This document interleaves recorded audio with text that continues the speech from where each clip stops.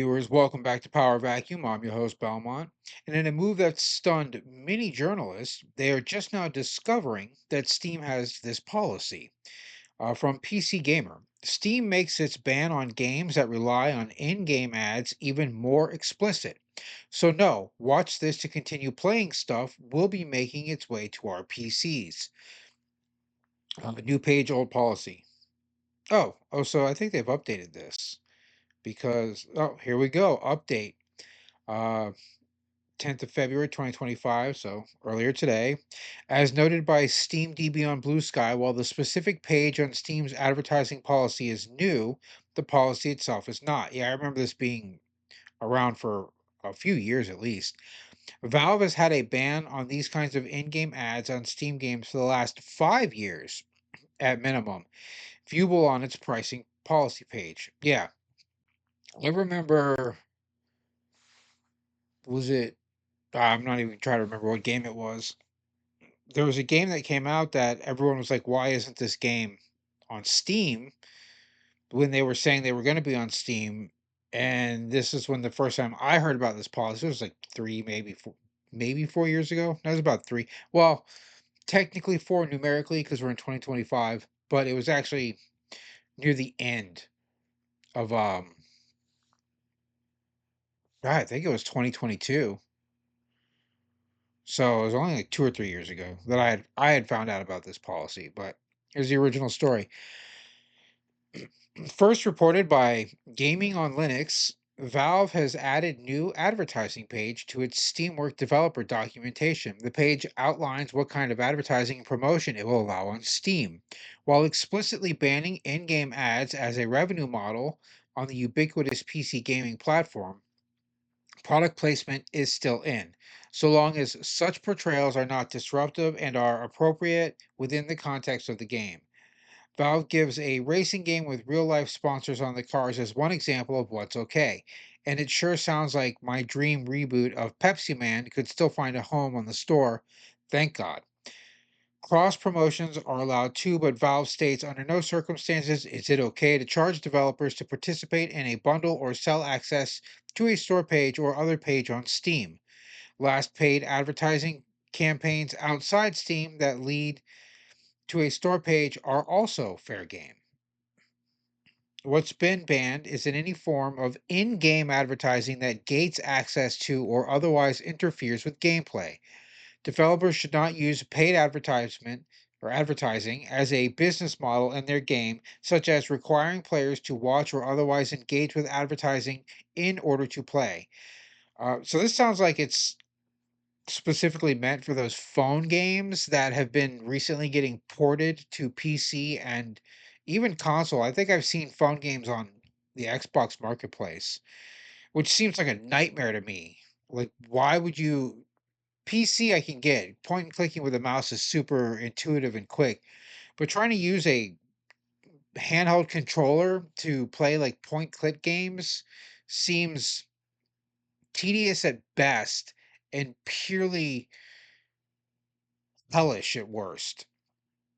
But oh man, where did I leave off? Valve writes on the page basically, it sounds like a blanket ban on any sort of watch this ad to play the game design, and also extends to in-game ads being tied to rewards like power-ups or in-game currency. So yeah, this 100% seems it's intended to target PC console ports of mobile games.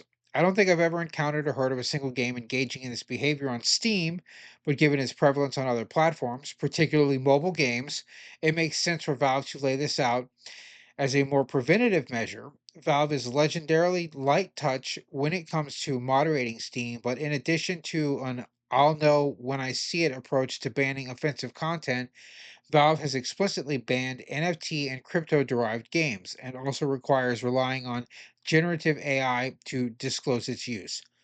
The company clearly has a sense of what it wants PC gaming to look like as far as its influential platform goes. Yeah, Valve is the last vestige of old school PC gaming in this dark world of nightmarish developers. It's sad to me that Valve has basically stopped developing their own games. As you see right here is a Team Fortress 2 clip. But we all wanted real Half-Life 3, not Half-Life Alex, not a VR only version.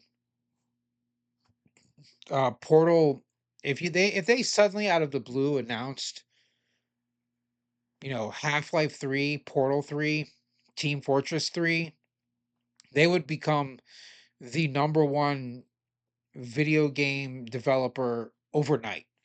Just instantly, boom, bam. Everyone would be in. People would be waiting patiently with bated breath on the edge of their seat, whatever other simile or metaphor you want to use to describe it, because that's what would happen.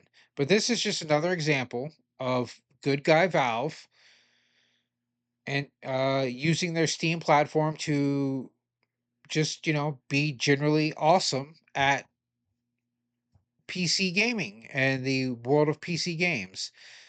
They are the powerhouse. They have a lot of people who are mad at them because there's not very many options for marketplaces for a wide breadth of games. Like every company has their own marketplace and they can sell their own games, but they keep choosing to sell on Steam because they know they're going to make mad money. So I don't know why they're mad at Valve when they keep feeding the monster. You can't get mad at a bear that comes to your porch every day if you just throw a raw steak on the ground in front of your porch every time the bear comes by. It's going to keep coming by. It's just going to keep happening. So that's a bit of a tangent. That's kind of irrelevant to the story. But yeah, the journalists, I've seen a dozen articles about this because they posted on their advertising page, which to me is hilarious. If you've ever played on Steam, you know they probably have this policy because you've encountered it at some point when you're looking for a game that may have been blocked for one of these specific ad reasons. Or maybe you actually read the Steam update page and you've known about this the whole time. I was late to the party. As I said earlier, I've only known about this policy 2 to 3 years when I thought about it, and they're just now discovering it because it's on the front page. But I'm glad they're reaffirming this and just letting everyone know, hey, this is a standing policy and it's not going anywhere.